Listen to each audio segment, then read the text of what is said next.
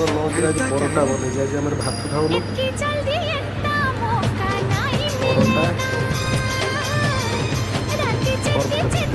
parotta chilli parotta normal parotta नुहे कि chilli parotta normal parotta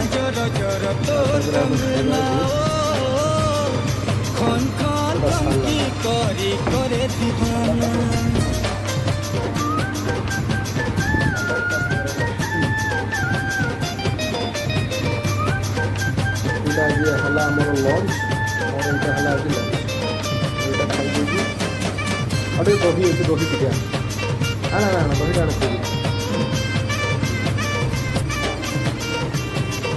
दही टे आम आने भात भात बनइले भात खाई इच्छा नहीं भेज आगे कोल्ड ड्रिंक्स पीवन ये कौन है